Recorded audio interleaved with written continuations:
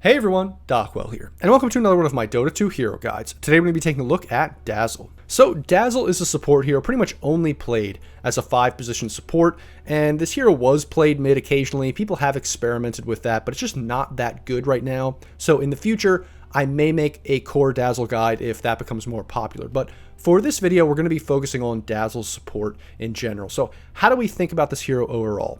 Well, there's two main ways you can think about Dazzle. The first obvious way is this hero is a healing and save support. So you sit in the back, you save your allies, and then you heal them up. This hero has the iconic spell Shallow Grave, where you cast it on an ally and they can't die during the full duration. They can go down to 1 HP, but they can't actually die. So it's really, really good for saving allies against burst damage. And then obviously you're buffing up your team with health, and you're healing them. You're making it very, very hard to kill your allies in general, and you're sitting in the back and just being a very, very annoying hero. The other way to think about Dazzle is actually that this hero is a physical damage, a minus armor hero in general, because it has a little bit of minus armor and physical damage built into the kit, which people often overlook. So it pairs really, really well with heroes like TA, PA, Slardar, any hero that has built-in minus armor to their kit already, or that likes to buy Deso, AC, anything like that, because now not only are you buffing up your team with saves and heals, but you're also making the enemy have minus armor, less armor, and they're just taking way more physical damage. So it's a very, very good in that way as well. And people often don't think of Dazzle as a physical damage hero, but he really is paired well with cores that love physical damage like that. So that's how to think about Dazzle in general. Now, what are the strengths and weaknesses of this hero? Well, like I kind of already said with the healing, any hero that likes to survive at low HP and turn the fight, something like a Huskar, something like a Terrorblade, who, you can just get BKB, turn the fight with Sunder, all that kind of stuff. So any heroes like that, it's a little bit more cheesy, but also Dazzle's very good against lineups that like to burst heroes down. So any hero that likes to jump in, use their cooldowns to burst one guy down. If you watch some of my other guides, you'll see or hear me talk about this hero loves to jump in, initiate, kill one guy, take him out of the fight, and then it's a 4v5. Dazzle is great against those lineups because obviously you save that hero, you heal them a little bit, they can, get some spells off, maybe get out and then regroup, and now it's still a 5v5, but the enemy, maybe they wasted a BKB, maybe they wasted a long cooldown ultimate. They wasted some spells and they didn't even get that kill that they needed to turn the tide of the fight. So it's really, really good against those kinds of heroes, or those kinds of lineups, and it's obviously really good with the kinds of heroes, like I said before, that you pair with that like to turn fights with their ultimates or like to stay at low HP, like a Huskar, that kind of stuff. Now, the weaknesses of Dazzle are kind of a few things. The first obvious one is Axe. Axe is like the quintessential, typical, iconic counter to Dazzle because his ultimate goes through Shallow Grave. It's like one of the only spells that does, one of the only things that does in general. So you can actually kill people even if they're Shallow Grave. So that's very important to know. But if you don't have an Axe in your game or you can't pick Axe or whatever, then how do we actually counter Dazzle? Well, Dazzle doesn't like two main things. The first one is that because this hero likes to save his allies with burst damage, any team that likes to just poke, so they like to jump in, maybe do a little damage, and they can jump out, or they don't really have to commit with their spells, they don't have to commit really, really hard. Something like a Ricky, something like a Slark, an anti-mage, any spirit hero, anything that can jump in like that and then jump out is very good against Dazzle, because once he uses Grave or some of his spells, if it's not really that important that you can back off, that's really good. Then the other main thing is kind of in tandem with that, any lineup that can jump in and out and doesn't really have to commit big cooldowns usually has mobility. And mobility is very good against Dazzle, just like it's good against any support that likes to sit in the back. So any support like Dazzle, Oracle, Winter Wyvern that sits in the back, buffs up their allies or casts big spells from the back of the fight and doesn't want to get initiated on any kind of jump. So like I said, spirit heroes, anything that can get on top of Dazzle, kill him full to zero or silence him, or even at the very least force him to use all of his spells on himself, means he's not using them on his allies, so he's not buffing up his allies. And then you kind of have taken him out of the fight. Even if you didn't kill him, if you forced him to use Grave and heal on himself, well, then he's kind of useless. Now you can focus on the enemy, or you can back off if you need to, those kinds of things. So that's how to think about Dazzle in general. Those are the strengths and weaknesses. Now let's jump in and take a look at his abilities. So now that we understand Dazzle in general, we can take a look at how this hero is able to be a great healing, saving support with also some minus armor mixed in. So first we're going to take a look at Poison Touch. It's a pretty straightforward and simple spell. You just cast it on the enemy and then they are debuffed with Poison Touch, and they take a little bit of damage over time for the full duration. And then when you cast it on them, it also slows them. So we can see I'll cast it on them here, And then this axe, every time you click him, not only is the debuff reapplied and he's slowed, but he's also getting slowed even more. So you can see his movement speed here is decreasing all the way to 100 movement speed. So that's the lowest it can go. And once it's at 100 movement speed, the axe just like can't get away. It's absolutely insane.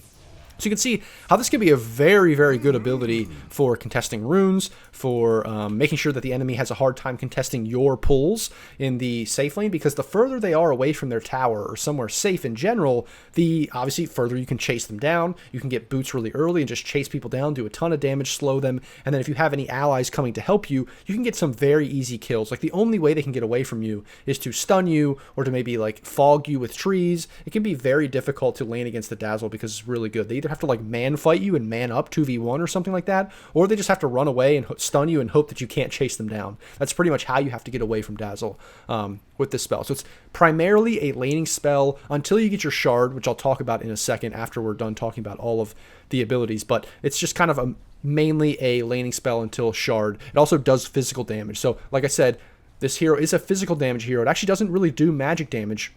If we just really quickly take a look at all the kinds of damage that this does, it's all physical. So damage type physical. So yeah, minus armor and physical damage hero. So that's Poison Touch. Next we're going to look at Shallow Grave. This is the quintessential iconic spell for this hero. So I gave Axe, the enemy Axe, to Divine Rapier, so he's going to attack the friendly axe here, and then I'll just save him with Shallow Grave. So I cast the Shallow Grave, and then boom, there we go. Now the axe cannot die. He can't go below 1 HP until the end of Shallow Grave, and then he actually can die. So it's not like permanent invincibility, but just for the duration of the Shallow Grave. That's the primary purpose of it, but it also gives you healing amplification during that. So while he's clicking the axe and while the enemy is doing damage, you can obviously save them, but then you're going to be doing more healing to them as well when you use your heal spell, Shadow Wave. So I'll show you Shadow Wave here in a second. It's the next spell, E. It's pretty straightforward and pretty simple. You just cast it on an ally and you heal them. It's really that straightforward, that simple. So I'll cast this Shallow Grave, then I'll heal. Obviously it's free. I have free spells on, but I can just heal him, and it does more healing while under the effect of Shallow Grave. So that is Shallow Grave, and that's also Shadow Wave. Pretty straightforward, pretty simple to heal. Now, it also does damage as well. So Shadow Wave isn't just a healing spell, it also does a little bit of damage. So you can see if this axe is standing next to the friendly axe, and I heal the friendly axe, the enemy axe gets a little bit of damage done to him. Now, it's not a ton of damage, it's mainly used for the damage in the laning phase. So if there's an enemy core hero, someone in the creeps laning, you can heal all the creeps. It's called a heal bomb, and it does a lot of damage to the enemy core that's sitting in those creeps. But otherwise, it's mainly used for the debuff. And the debuff that it applies, if you can see here, and I cast this on the cast the heal on my ally axe, we can see there's this bad juju buff applied to my ally and this bad juju debuff applied to the enemy. And that's because this is where the minus armor comes in for this hero. So we're going to be looking at the ultimate here. Bad Juju is one part of the two-part ultimate. When you level it up, you get both parts. But Bad Juju, whenever you cast an ability on an ally or an enemy, the ally gets more armor, the enemy gets less armor, and then the stacks build up. And if you cast Bad Juju, the enemies take damage and the allies are healed. So let me just show you this really quick. I'm going to attack this axe here, and then I'm going to have this axe attack him. Maybe I should give him a rapier too, so we can just show you a little bit. So we get both of these axes low, and then we can heal this axe a little bit. Oh, this guy needs to have it applied to him too, so we'll attack him one more time. So I'm applying this heal. So we can see right here, this guy has 3 stacks, this guy has 3 stacks. I'm going to cast Bad Juju. It does damage to the enemy axe, it heals my ally axe. Pretty straightforward, pretty simple, but that's basically what Bad Juju does. Now, Good Juju is actually really simple. All it does is reduces the cooldown per cast of your abilities. So if we refresh here and I cast this Poison Touch on the enemy, we can see, actually if I take free spells off, sorry, if I just refresh, take free spells off, I cast Poison Touch on the enemy axe, it's a 15-second cooldown, but if I use Shallow Grave, and then if I heal, and then if I use Bad Juju, we can see that now it's only 4 seconds. So with each cast of my abilities, the current abilities that were on cooldown, they we're closer to becoming off cooldown by a second or 1.5 seconds with level 2, 2 seconds with max level. And this just allows you to cast more of your abilities. Get more heal in, get more shallow grave, cast your poison touch again, cast your bad juju, which is a low cooldown spell, many times in the fight. So this hero will be casting spells constantly in fights. You can use your spells often, many times. So it's not just like you cast all your abilities once in a fight and you're done. You can cast things multiple times, especially because of this good juju. So that's pretty straightforward. That's pretty simple. That's how Dazzle works. He is aggressive with physical damage, does a little bit of physical damage here, but it's mainly for the buffs and the debuffs that you apply to the enemy and to your ally to give them more armor, give the enemies less armor, amp up the heal on your allies, and do some damage to the enemies as well. It's really good in that fashion. So those are all of Dazzle's abilities. Now lastly, I'm going to be talking about the Shard here, and I'm going to spawn a couple more enemies just to show you what this does. So basically, the Poison Touch actually affects multiple enemies when you level it up, which is really good. It'll affect basically everyone in this AoE, which is really good for the Shard, because when you cast it on one of these axes, it sends out 3 poison touches, and then when all the axes are hit, they turn into sheep or pig. They are hexed for 2 seconds, which is really good. This is probably going to get nerfed in the next patch, honestly, so it might not be 2 seconds, it might only be 1, it might be removed completely, but this is really one of the reasons why this hero is so good, and why you're going to be casting Poison Touch later on in the game, in the like 20 to 30 plus minute mark. It's like, obviously you're not going to be chasing people down that much with Poison Touch, with the slow and the damage that it's doing. It's really for the hex that makes it good, because you're obviously going to be casting this in fights, the heal in fights, the save, all that kind of stuff, the extra damage and the armor, but this is mainly for the hex that it provides, which is really good. Like an AoE hex for 2 seconds, absolutely insane on this hero. So that's Dazzle. Those are his abilities. Now let's jump into a game and see how he's played. So now we jumped into a game here of Crit playing 5-position Dazzle. And I usually don't talk about the runes because there's not too many heroes that are so strong at the runes that it's worth talking about, but Dazzle is one of those heroes. So basically, as a Dazzle, you almost always want to be contesting runes. Now, obviously, they're not going super aggressive. It's just them two here. But because the Lifestealer has a slow as well, if your carry has any kind of aggressive potential, any slow, any stun, anything at all, level 1, you can be pretty aggressive. Now, obviously, you don't want to go like 1v4, 2v4, something like that. So, obviously, be a little bit careful, like at any rune situation. But we could see there, just casting the Poison Touch on the Bounty Hunter tried to contest the rune, and there was just no way that the Bounty Hunter could get back to his tower because of the insane damage and the slow. His slow with Poison Touch combined with the slow from Lifestealer, the Bounty Hunter was just dead once that spell was cast, and the level 1 Skywrath was not going to help at all. So that's the runes. Now, once we get into the laning stage, you just do your normal laning stuff. As a 5 position, you make sure the camps are blocked. You potentially block the enemy hard camp, and that kind of stuff. But as a Dazzle, because level 1, you're almost always going to be getting Poison Touch, you don't really want to sit in the lane near the creeps. You're not going to be securing range creeps like some other supports do. What you want to do usually is kind of sit in the jungle like we see him doing here and try to 1v1 the enemy 4 position, because as a Dazzle, you're so strong with this damage that you can do, with this increased slow over time, that if the enemy 4 position gets out of position, especially if they're a melee one. Now, this is a Skywrath who's very high damage, who usually wins most 1v1 trades because of their range and their high, early burst damage or magic damage. But Dazzle's still able to hold his own and sometimes even scare the Skywrath away, which really speaks to how good Dazzle is at trading 1v1. And then if there's a melee hero and you have the range advantage and they get out of position, they walk too close to your small camp, you can just cast your Q on them, just click them, run them down, and then if your carry has time to come over, you can potentially secure a kill for them, or you could even get a solo kill yourself. That's mainly how you're going to be playing Dazzle in the laning stage. Then once you get your heal, you can obviously heal your carry, you can potentially do a heal bomb to get some damage or to secure a range creep. These are all options that you can do, but it's mainly going to be that kind of sitting on the side, pulling, making sure that it's very hard for the enemy to contest pulls. That's your main job, and then also just saving your carry, making sure they have a good laning stage. So that's the laning stage as Dazzle. Pretty straightforward, pretty simple. Just make sure you're using the strengths of Dazzle with his kind of one-on-one potential ability to chase people down, and you're using that effectively. Now, I fast-forwarded to the end of the laning stage to about 12 minutes. I just wanted to show you this part here because he's basically constantly looking at different parts of the map to see, is somebody going on one of my teammates? And this is very important in Dazzle.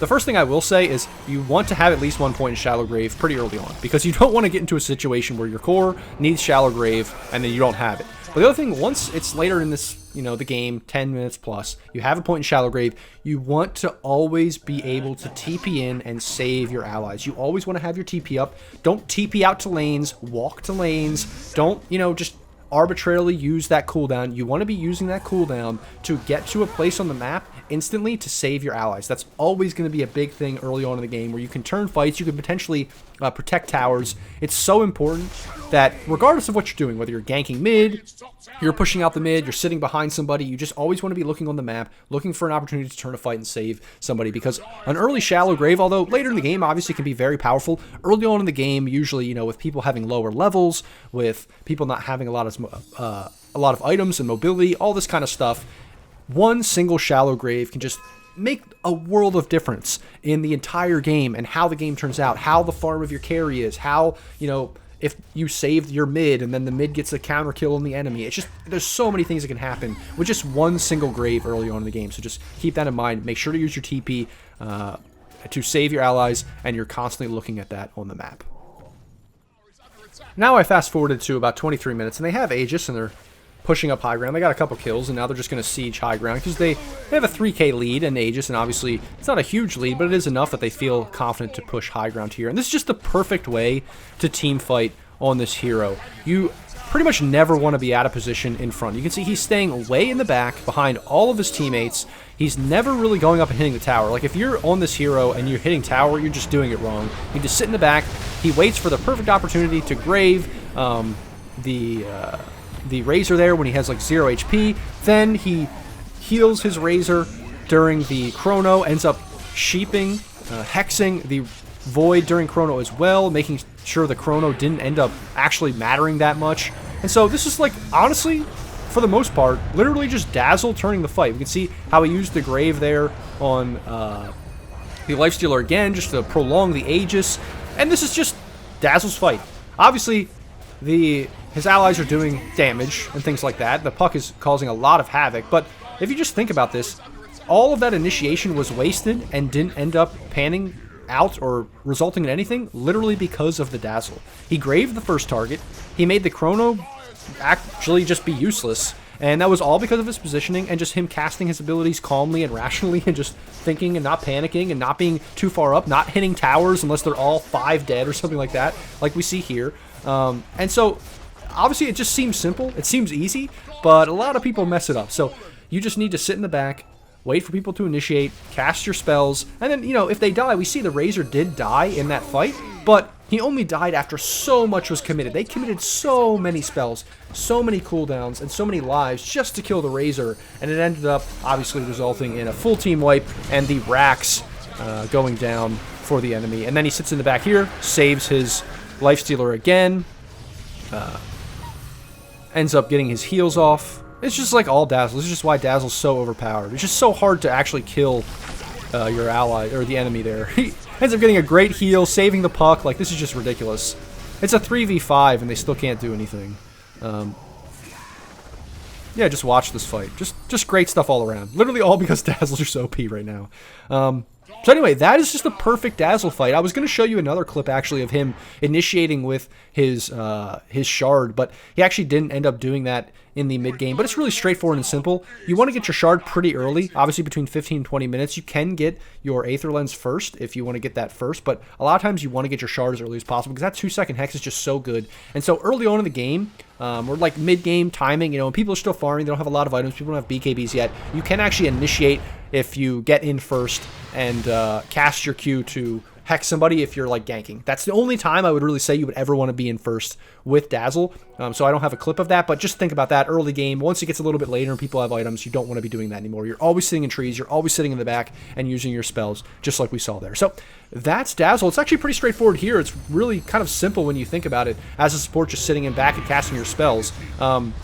So yeah, that's Dazzle. That's how to play Dazzle. I hope this guide helps you guys. Dazzle's really strong right now. He probably will get nerfed in the new patch coming out soon, but regardless, I think Dazzle's kind of a cool, fun support in general. As always, guys, if you like the video, like, comment, subscribe, all of those kinds of things. If you want to support me and see more of these videos into the future, consider going to my Patreon and subscribing there. There's also coaching available there as well. And always, as always, join the Discord if you haven't. We have a good community forming there as well. So, as always, guys, thanks for watching, and I'll see you in the next video.